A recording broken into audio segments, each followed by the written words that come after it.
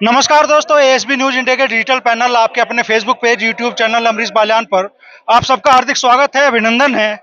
मुजफ्फरनगर में दोनों बड़े गठबंधन से समाजवादी पार्टी और कांग्रेस ने जहां हरिंदर मलिक जी को चुनाव मैदान में उतारा है, वहीं भारतीय जनता पार्टी ने तीसरी बार केंद्रीय मंत्री बाल्यान जी पर भरोसा जताया है। और इस बार बड़ी बात है कि आरएलडी भी इस गठबंधन में है। आज अपने चुनाव प्रचार अभियान की शुरुआत एक कैंडिडेट के तौर पे मंत्री जी ने की है। गांव गोयला में बड़ा सैलाबी ट्रैक्टरों का इनके साथ सड़कों पर उतरा आज। तो किस तरह का माहौल आपको मुजफ्फरनगर लोकसभा में महसूस दे रहा है मंत्री? मुझे कुछ कुछ ऐसा लगता है कि जैसे 2000 पहले तो पार्टी का मेरे बहुत बहुत धन्यवाद, मेरे शीर्ष नेतृत्व का, आदरणीय प्रधानमंत्री का, आदरणीय गृह मंत्री का, आदरणीय राष्ट्रीय अध्यक्ष प्रदेश अध्यक्ष का, जी मुझे तीसरी बार मौका दिया कि मुजफ्फरनगर की जनता के लिए मैं कुछ कर सकूं। और मुझे चुनाव में आज, वैसे तो पहले घूमते रहे लेकिन प्रत्याशी के तौर पर आज ही आया हूँ। और जिस तरह का माहौल दिखाई दे रहा है वो ऐसा ही दिखाई दे रहा है जैसे 2014 का चुनाव था। मुझे लगता है कहीं ना कहीं यही नहीं, मुजफ्फरनगर पूरे उत्तर प्रदेश में चुनाव 2014 के पैटर्न पे जाता हुआ दिखाई देता है। तो लग रहा है कि जो इतिहास 2014 में यहाँ लिखा गया था वोटों के अंतर का, वो दोबारा कायम होगा। माहौल ऐसा दिखाई देता है, आखिरी निर्णय तो मतदाता का है, उसकी घोषणा हम नहीं कर सकती, लेकिन माहौल जिस तरह से उत्साह है, जिस तरह से लोग सड़कों पर निकल कर आ रहे हैं और जिस तरह गांव के गांव एक तरफा हो रहे हैं, सबके साथ मिलकर चल रहे हैं, ना कोई आपने पार्टीबाजी सब छोड़ दी, सब कह रहे हैं कि भाई साथ मिलकर चलेंगे। तो देश और मुजफ्फरनगर भी अमन बना चुका है कि मोदी जी देश के तीसरी बार प्रधानमंत्री बनेंगे, तो भारतीय जनता पार्टी का सांसद यहाँ से हो तो कुछ काम भी बेहतर हो पाएंगे। हम जो रुकी हुई परियोजनाएं हैं, 10 साल में जो काम किया और अगले 5 साल का मैं टारगेट लेकर चल रहा हूं, तो मुझे लगता है अगर यहाँ से प्रतिनिधित्व भारतीय जनता पार्टी करेगा तो काम भी हो पाएंगे। तो जनता के बीच आप अपनी 10 साल की किन बड़ी उपलब्धियों को लेकर जा रहे हैं? देखिए, मैं इन 10 सालों में जो स्थितियां इस जनपद की थी, बिजली, सड़क, पानी, जो मूलभूत आवश्यकताएं, 4 घंटे बिजली मिलती थी 2014 में, 4 घंटे से आज 18 घंटे पे है। सड़कों के बारे में कह सकता हूं कि ये तो नहीं कह सकता हिंदुस्तान में बढ़िया है, सबसे बेस्ट है, लेकिन बेहतरीन सड़कें इस समय जनपद मुजफ्फरनगर की है। हर गांव में टंकी लग रही है और बहुत अच्छी कानून व्यवस्था। मैं अपने काम के आधार पर जनता के बीच में चुनाव में गया हूं, मैं किसी की आलोचना करके या किसी के बारे में कहने जा, मैं 10 साल के अपनी सरकार के, अपनी प्रदेश सरकार, अपनी केंद्र सरकार और हमने जो काम किए, 10 साल के काम लेकर जनता के बीच में जा रहे हैं, अगले 5 साल का विजन साथ में। अच्छा, अगले 5 साल के लिए क्या मुद्दे आप लोगों के सामने रख रहे हैं? अगले 5 साल के लिए क्या वादे आपके जनता से? देखिए, कुछ हमने बहुत कोशिश की। हम एक तो मेडिकल कॉलेज अभी तक सरकारी नहीं ला पाए, चूंकि प्राइवेट मेडिकल कॉलेज था, मेडिकल कॉलेज रहा। आरआरटीएस मेरठ तक आई है, उससे मुजफ्फरनगर तक लाने का प्रयास रहेगा कि आरआरटीएस मुजफ्फरनगर। एक नया नेशनल हाईवे है, उसका भी प्रयास रहेगा, एक नया नेशनल हाईवे मुजफ्फरनगर से और गुजरे। और इन सबसे महत्वपूर्ण है मुजफ्फरनगर में नई इंडस्ट्री, नई उद्योग लेकर आने का।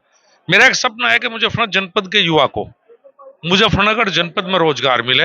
ये बेसिक ढांचा, नींव तैयार में उसकी लिए 10 साल की मेहनत से नींव तैयार हो चुकी है। अब नींव के ऊपर अच्छी इमारत खड़ी करनी है, इंडस्ट्री लेकर आनी है जनपद मुजफ्फरनगर में, जिससे कि युवाओं को रोजगार यहाँ मिल सके। बड़ी चुनौती आपके सामने है। एक लंबा राजनीतिक अनुभव लेकर हरिंदर मलिक जी चुनाव मैदान में हैं। कितनी बड़ी टक्कर आप महसूस कर रहे हैं कि मलिक साहब आपको देने वाले हैं इस बार?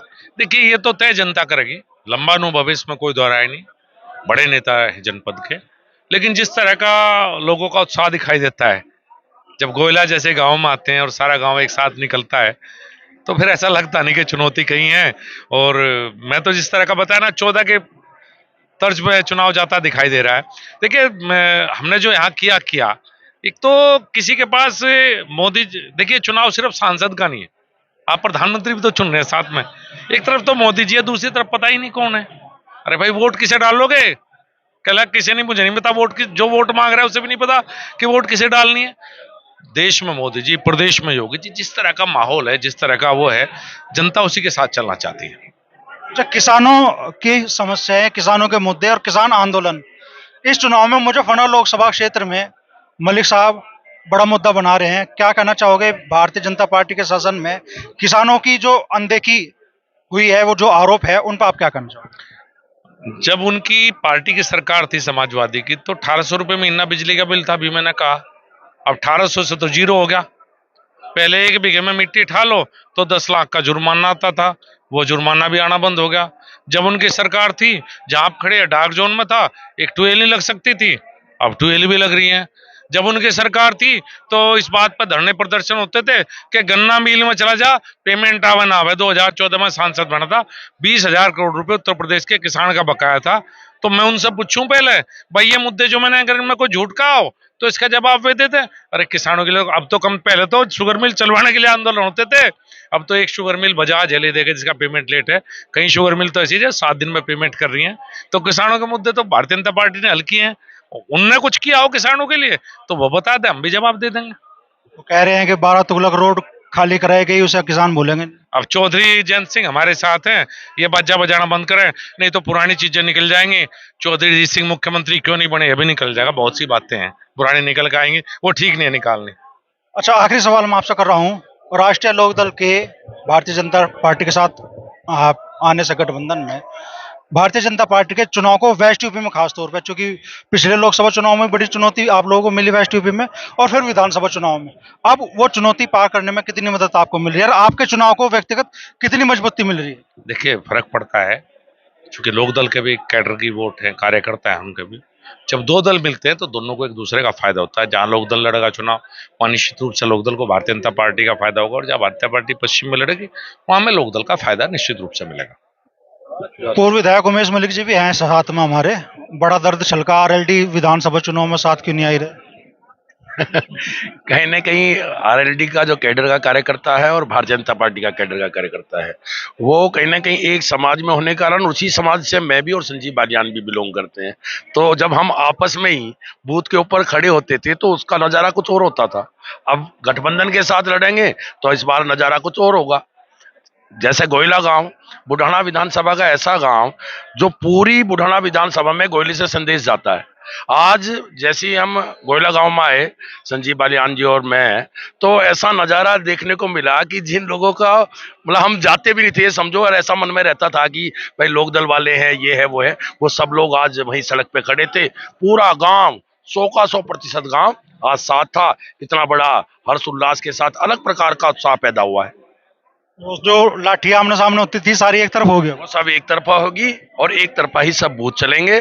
और गोयला गांव ने आज प्रत्याशी बनने के बाद डॉक्टर संजीव बालियान के पहला कार्यक्रम गोयले में रखा, और गोयले से ने आज संदेश दे दिया कि 2014 की तर्ज का चुनाव इस बुढ़ाना विधानसभा में रहेगा। क्योंकि मैं यहाँ से विधायक रहा हूँ और भविष्य में भी अपनी बुढ़ाना विधानसभा को मजबूत करके चलूंगा।